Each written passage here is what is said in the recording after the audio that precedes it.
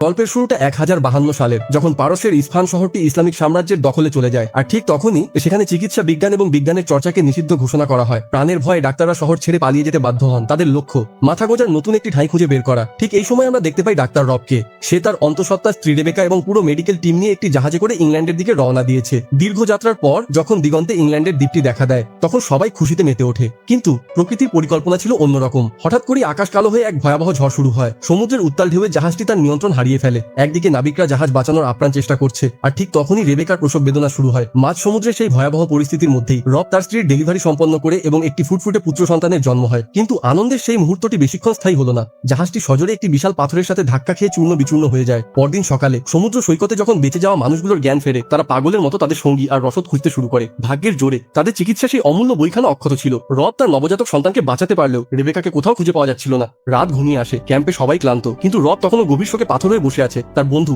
Isaac তাকে সেখান থেকে চলে যাওয়ার কথা বললে রব চিৎকার করে ওঠে। সে তার স্ত্রীকে ছাড়া কোথাও যাবে না, কিন্তু আইজ্যাক তাকে রূঢ় বাস্তবতার মুখোমুখি দাঁড় করিয়ে দেয়। সে স্পষ্ট বলে দেয় যে রেবেকা আর নেই এবং রবের এই অবাস্তব স্বপ্নের কারণে গত রাতে ডজনখানেক মানুষ প্রাণ হারিয়েছে। এই কথাটি রবের মনে তীরের মতো বিদ্ধল। সে বাস্তবতাকে মেনে নেয় এবং তারা লন্ডনের উদ্দেশ্যে যাত্রা শুরু করে। অবশেষে তারা লন্ডনে পৌঁছায়, কিন্তু শহরের ফটকেই তাদের বাধা দেওয়া হয়। মেডিকেল গিল্ডের সাথে কথা বলতে চাইলে তাদের উটের জন্য অতিরিক্ত কর দাবি করা হয়। শুধু তাই নয়, তাদের জানিয়ে দেওয়া হয় যে ইহুদি এবং মুসলিমদের সূর্যাস্তের আগেই শহর ছেড়ে চলে যেতে হবে। শহরের ভিড়ের মধ্যে হাঁটতে হাঁটতে রবের সাথে ধাক্কা লাগে উইজেল নামে এক কিশোর চোরের। উইজেল তখন এক ব্যক্তির কাছ থেকে চুরি করে পালাচ্ছিল, কিন্তু ধরা পড়ে যাওয়ার পর সেই রাগী ব্যক্তিটি উইজেলের কাঁধের হাড় ডিসলোকেট করে দেয়। যন্ত্রণায় ছটফট করতে থাকা উইজেলকে দেখে রব এগিয়ে আসে। কোনো কষ্ট ছাড়াই সে নিপুণ হাতে উইজেলের কাঁধ ঠিক করে দেয়। কৃতজ্ঞতা স্বরূপ উইজেল তাদের মেডিকেল গিল্ডের পথ দেখিয়ে নিয়ে যায়। লন্ডনের রাস্তায় হাঁটতে গিয়ে রব লক্ষ্য করে এখানকার চিকিৎসা ব্যবস্থা এখনো অনেক সেকেলে এবং অত্যন্ত যন্ত্রণাদায়ক। পথে তারা এক পাগল মানুষকে দেখতে পায় যে নিজেকে কুকুর মনে করে। রাজকীয় ডাক্তার লিফিকের কাছে সাহায্য চাওয়া হলে লিফিক দয়া দেখানোর বদলে লোকটিকে লাথি মারে এবং বলে এর জায়গা কেবল অন্ধকার গুহায়। ঠিক তখনই স্কোয়ারে একদল মানুষকে ডাইনি অপবাদে পুড়িয়ে মারার আয়োজন করা হয়। আসলে তারা ছিল কেল্টিক জনগোষ্ঠীর মানুষ, যাদের বিশ্বাস খ্রিস্টান ধর্মের সাথে মিলত না। উইজেল বুঝিয়ে বলে যে সৈন্যরা এখন ভিন্ন ধর্মাবলম্বীদের শিকারে নেমেছে, কিন্তু সেনাপতি গডউইন এই হত্যাযজ্ঞে খুব একটা খুশি ছিলেন না। আগুনে যখন চারপাশ দাউ দাউ করে জ্বলছে, ঠিক তখন আগুনের তাপে বন্দীদের হাতের দড়ি পুড়ে যায়। কেল্টিক যোদ্ধার ডাব সাহসের সাথে তলোয়ার ছিনিয়ে নেয় এবং তাদের পালানোর সুযোগ করে দেয়। এরপর রব এবং আইজ্যাক রাজকীয় চিকিৎসক লিফিক এবং হানের সাথে দেখা করার সুযোগ পায়। তারা তাদের উন্নত চিকিৎসা জ্ঞান ভাগ করে নিতে চায়, কিন্তু ডাক্তার হান অত্যন্ত তাচ্ছিল্যের সাথে তাদের ফিরিয়ে দেয়। সে স্পষ্ট জানিয়ে দেয় এই শহরে কোনো হিব্রু ডাক্তার চিকিৎসা করতে পারবে না। সৈন্যদের দিয়ে তাদের ঘাড় ধাক্কা দিয়ে বের করে দেওয়া হয়। সন্ধ্যায় যখন তারা পরবর্তী পদক্ষেপ নিয়ে ভাবছে, তখন রোজ নামের এক নারী এসে তাদের সাহায্য চায়। সে তাদের এক গোপন কামরায় নিয়ে যায়, যেখানে সেই পালিয়ে আসা কেল্টিকরা লুকিয়েছিল। ডাফের পায়ে ভয়াবহ ইনফেকশন হয়ে গিয়েছিল। অন্য কেউ হলে হয়তো পা কেটে বাদ দেওয়ার কথা বলতো, কিন্তু রব ডাফকে আশ্বস্ত করে যে সে এটি সারিয়ে তুলবে। চিকিৎসা চলাকালীন তারা জানতে পারে রানীমা হওয়ার পর থেকেই এই রাজ্যে ভিন্ন ধর্মাবলম্বীদের ওপর অত্যাচার বেড়েছে। রানীর কোনো সন্তানই বেঁচে নেই, আর এই শোকই যেন রাজ্যে অভিশাপ হয়ে নেমেছে। এরই মধ্যে মর্গান নামের এক রহস্যময় নারী রবের সাথে কথা বলে। সে রবকে বোঝানোর চেষ্টা করে যে শুধু বিজ্ঞান নয়, মানুষের হৃদয়ের কোমলতাও চিকিৎসার একটি বড় অংশ। রব মর্গানের হার্টবিট পরীক্ষা করে বুঝতে পারে তার হাতে আর বেশি সময় নেই। মৃত্যুর আগে মর্গান রবকে সাহায্য করতে চায়। সে বিশেষ কিছু ভেষজ পুড়িয়ে ধোঁয়া তৈরি করে এবং রবকে এক মায়াবী ঘোরের মধ্যে নিয়ে যায়। সেই ঘোরের মধ্যে রব এক অদ্ভুত দৃশ্য দেখে। সে দেখে মৃত্যু যেন এক বিশাল ছায়া হয়ে তার জাহাজকে জাপটে ধরেছে। সে পানির নিচে তার সন্তানকে আগলে রেখেছে, আর রেবেকা তার হাত ধরে আছে। কিন্তু হঠাৎ করেই মৃত্যু রেবেকাকে অন্ধকারের দিকে টেনে নিয়ে যায়। চিৎকার করে ঘুম থেকে জেগে ওঠে রব। অবশেষে সে মানসিকভাবে মেনে নেয় যে রেবেকা আর কোনোদিন ফিরবে না। অন্যদিকে প্রাসাদে ডাক্তার হান চুপি চুপি রানীর গর্ভ পরীক্ষা করে জানায় যে তার পুত্র সন্তান হবে। আসলে তাদের মধ্যে এক গোপন সম্পর্ক ছিল। রাজা বয়সের ভারে অক্ষম হলেও তাকে মদ্যপ অবস্থায় রেখে বিশ্বাস করানো হতো যে সব ঠিক আছে। ঠিক সেই মুহূর্তে সেনাপতি গডউইনের স্ত্রীর অবস্থা আশঙ্কাজনক হয়ে পড়ে। ডাক্তার হান সেখানে গেলেও সে পরিষ্কার বলে দেয় যে তার কিছুই করার নেই। পরদিন সকালে সৈন্যরা কেল্টিকদের খুঁজতে রবের ডেরায় হানা দেয়, কিন্তু রব ডাফকে বের করে দিতে অস্বীকার করে। শহরে কাজ করার অনুমতি না থাকায় তারা শহরের বাইরে এক পরিত্যক্ত ধ্বংসস্তূপে তাদের ক্লিনিক গড়ে তোলে। উইজেলের সাহায্যে তারা জায়গাটি মেরামত করে ফেলে। শীঘ্রই রবের ক্লিনিকের বাইরে মানুষের দীর্ঘ লাইন পড়ে যায়। দরিদ্র মানুষদের তারা বিনামূল্যে চিকিৎসা দিতে শুরু করে। একদিন সন্ধ্যায় রব সেই মর্গানের জাদুকরী আধ্যাত্মিক প্রক্রিয়াটি তার বইয়ে লিখতে চেষ্টা করে। আইজ্যাক কিছুটা সন্দেহ প্রকাশ করলেও রব তাকে বোঝায় যে মানুষের আত্মা আর শরীরের সুস্থতা একে অপরের পরিপূরক। কিছুদিন পর নদীতে এক আজব নৌকা দেখে রব অবাক হয়। একজন বণিক তাকে জানায় যে যাদের মস্তিষ্ক বিকৃত হয়ে গেছে তাদের কেভস অফ মার্সি বা দয়ার গুহায় পাঠিয়ে দেওয়া হচ্ছে, যেখান থেকে কেউ কোনোদিন ফেরে না। এদিকে ডাক্তার লিফিক ক্ষোভে ফেটে পড়ে, কারণ তার সমস্ত রোগী এখন রবের ক্লিনিকে যাচ্ছে। ডাক্তার হান প্রথমে বিষয়টি গুরুত্ব না দিলেও যখন শোনে যে রব বিনামূল্যে চিকিৎসা দিচ্ছে, তখন সে বিচলিত হয়ে পড়ে। সে মতলব করে রবের ক্লিনিকে যায় এবং ক্ষমা চাওয়ার ভান করে তার সাথে কাজ শিখতে চায়। ঠিক তখনই সেনাপতি গডউইন তার মুমূর্ষু স্ত্রীকে নিয়ে রবের কাছে হাজির হয়। মহিলার ফুসফুসে পানি জমেছিল।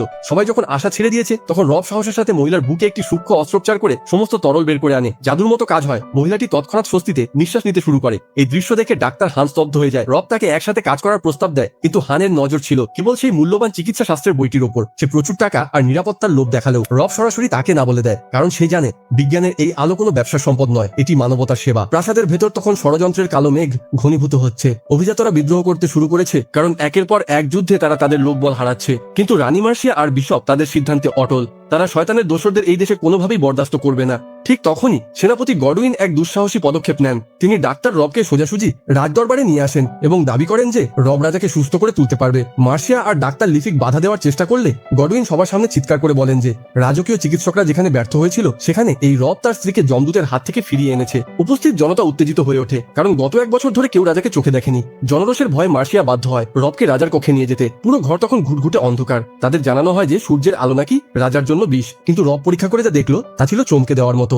রাজার কোনো অসুখ নেই, তিনি আসলে সূর্যের আলোর অভাবে দুর্বল হয়ে পড়েছেন। রব যখন একে একে জানালার পর্দাগুলো সরিয়ে দেয়, সূর্যের প্রথম রশ্মি রাজার গায়ে পড়ে। রাজা কানুব ধীরে ধীরে উঠে দাঁড়ান এবং জানালার কাছে গিয়ে তাজা নিঃশ্বাস নিতে শুরু করেন। যখন তিনি নিজে দরবারে এসে উপস্থিত হন, প্রজারা উল্লাসে ফেটে পড়ে। কিন্তু ডাক্তার হানের মুখ তখন অপমানে আর ভয়ে কালো হয়ে যায়। কয়েক সপ্তাহ পর রাজা এখন পুরোপুরি সুস্থ। তিনি শিকারে যাচ্ছেন আর রব তাকে নিয়মিত ভেষজ প্রলেপ দিয়ে সেবা করছে। কৃতজ্ঞ রাজা রবের সম্মানে এক বিশাল ভোজসভার আয়োজন করেন। সেখানে তিনি ঘোষণা করেন যে রব হবে নতুন রয়্যাল ডক্টর এবং লন্ডনে একটি বিশাল হাসপাতাল তৈরি করা হবে। সবাই যখন খুশিতে আত্মহারা, তখন ডাক্তার লিফিকের কপালে দুশ্চিন্তার ভাঁজ। সে জানতো রাজা যদি বুঝতে পারে যে তাকে ইচ্ছাকৃতভাবে অসুস্থ রাখা হয়েছিল, তবে কারো রক্ষা নেই। মার্সিয়া আর হানের নির্দেশে সেই কাজ করেছিল, কিন্তু এখন সে একা মরতে রাজি নয়। বিপদ আজ করতে পেরে হান আর মার্সিয়া সিদ্ধান্ত নেয় লিফিক মুখ খোলার আগেই তাকে সরিয়ে দিতে হবে। সেই রাতেই লিফিকের নিথর দেহ পড়ে থাকতে দেখা যায়। কাহিনীতে নতুন মোড় আসে যখন রাজা কানুদ রবকে সাথে নিয়ে সেন্ট পিটার্স কনভেন্ট এ যান। সেখানে এক অন্ধকার প্রকোষ্ঠে রাজার মেয়ে রাজকুমারী আইলিনকে বন্দী করে রাখা হয়েছে। সবাই মনে করে তার উপর শয়তান ভর করেছে। রব তাকে সাহায্য করতে গেলে আইলিন হিংস্র পশুর মতো তার উপর ঝাঁপিয়ে পড়ে। সন্ন্যাসিনীরা তাকে পশুর মতো বেঁধে ভূত ছাড়ানোর চেষ্টা শুরু করে, কিন্তু রব গর্জে ওঠে। সে বলে এ কোনো অলৌকিক ঘটনা নয়, এটি একটি রোগ এবং আজ থেকে আইলিনের চিকিৎসা তার পদ্ধতিতে হবে। রব পরম মমতায় আইলিনের সাথে কথা বলে তার বিশ্বাস অর্জন করে। সে তাকে তার নিজের জীবনের গল্প শোনায়। আইলিন দেওয়ালে কিছু অদ্ভুত ছবি এঁকেছিল। রব লক্ষ্য করে সেই ছবিগুলোর মধ্যে একটি ছিল ড্যান্স অফ ডেথ বা মৃত্যুর নাচের মাস্ক। রব বুঝতে পারে রাজপ্রাসাদের কোনো এক ভয়ানক ঘটনা আইলিনের মনে স্থায়ী আঘাত করেছে। ঠিক তখনই রাজা কানুটের ওপর আবার হামলা হয়। রানী মার্সিয়া বুঝতে পেরেছিল যে রাজা এখন তার জন্য হুমকি। সে ডাক্তার হানের সাথে মিলে রাজার গায়ে মাখার ওষুধে বিষ মিশিয়ে দেয়। এদিকে রব যখন আইলিনকে সুস্থ করার জন্য সেই বিশেষ ধ্যানের ট্রান্স প্রক্রিয়া শুরু করে, আইলিনের স্মৃতিতে ভেসে ওঠে এক তলোয়ারধারী রাজা আর মাস্ক পরা এক নারী। আইলিন চিৎকার করে বলতে থাকে শয়তান এখানেই আছে। ঠিক সেই মুহূর্তে বিষের যন্ত্রণায় রাজা লুটিয়ে পড়েন। মরার আগে তিনি মার্সিয়ার চোখের দিকে তাকিয়ে বুঝতে পারেন তার সাথে বিশ্বাসঘাতকতা করা হয়েছে।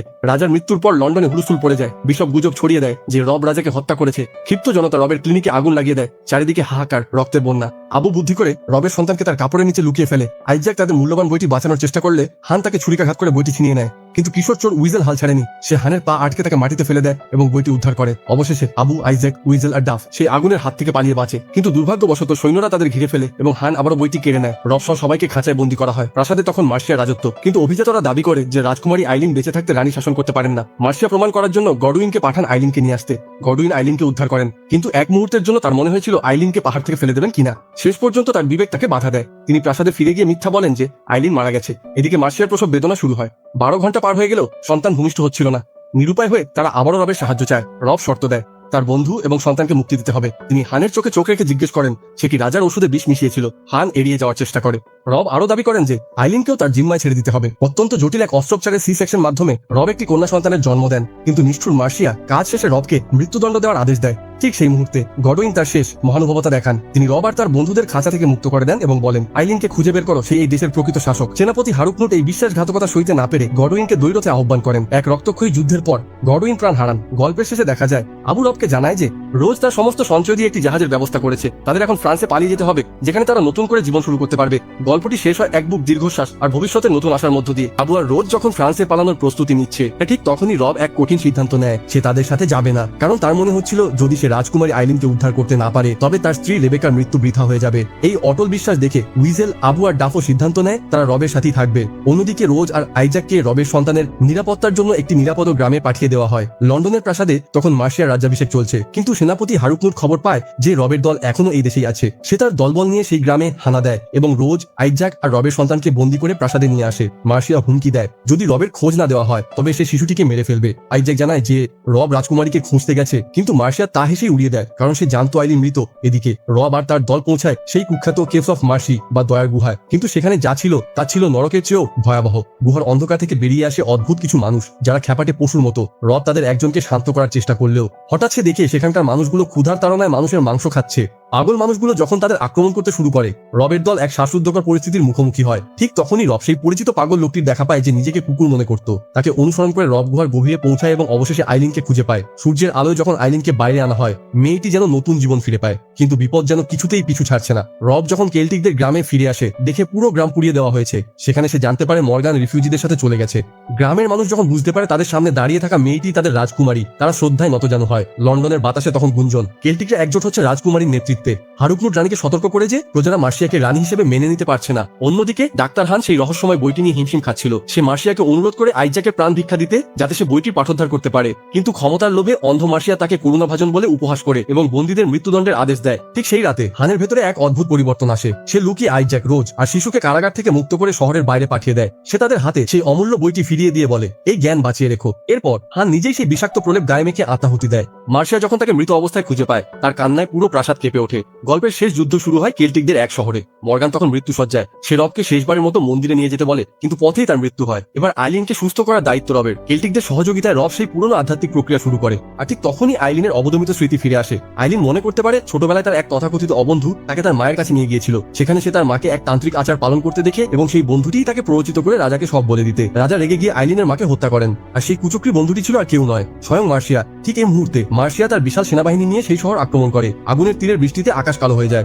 শুরু হয় এক ভয়াবহ রক্তক্ষয়ী যুদ্ধ। যুদ্ধের ময়দানে উইজেল তীরের আঘাতে লুটিয়ে পড়লে আবু তাকে বাঁচাতে গিয়ে এক চাঞ্চল্যকর তথ্য আবিষ্কার করে। উইজেল আসলে কোনো ছেলে নয়, সে ছিল এক মেয়ে। যুদ্ধের চরম মুহূর্তে আইলিন তলোয়ার আর ঢাল নিয়ে ময়দানে আবির্ভূত হয়। তার তেজ দেখে সৈন্যরা থমকে দাঁড়ায়। আইলিন সবার সামনে মার্শিয়ার সব কুকীর্তি ফাঁস করে দেয় এবং নিজেকে কেল্টিক ও খ্রিস্টান উভয় সম্প্রদায়ের প্রতিনিধি হিসেবে ঘোষণা করে। সেনাপতি হারুকনুট আর বিশপও রাজকুমারীর সত্যতা মেনে নিয়ে মাথা নত করে। পরাজিত মার্শিয়া কান্নার ভান করে আইলিনের পায়ে লুটিয়ে পড়ে। কিন্তু আইলিন যখন তাকে ক্ষমা করতে কাছে যায়, শয়তান মার্শিয়া তাকে ছুরিকাঘাত করে। মুহূর্তের মধ্যে রাজকীয় ধনুর্বিদদের তীরের বৃষ্টি মার্শিয়ার দেহ ঝাঁঝরা করে দেয়। রব দ্রুত আইলিনের কাছে ছুটে যায় এবং তার হৃদস্পন্দন পরীক্ষা করে নিশ্চিত হয় যে সে বেঁচে যাবে। কয়েক বছর পর লন্ডনের সিংহাসনে এখন রানী আইলিন। অন্যদিকে রব তার সেই মহান চিকিৎসা বইটিতে একটি নতুন অধ্যায় যোগ করেছে, মানসিক স্বাস্থ্য। আইলিন রবের কাছে এসে জানায় যে রাজনৈতিক কারণে তাকে অন্য রাজ্যের রাজপুত্রকে বিয়ে করতে হচ্ছে। যদিও তার মনটা চাইছে না, সে রবের হাত ধরে তাকে ধন্যবাদ জানায়, কারণ এই মানুষটি তাকে অন্ধকার গুহা থেকে আলোর পথে ফিরিয়ে এনেছিল।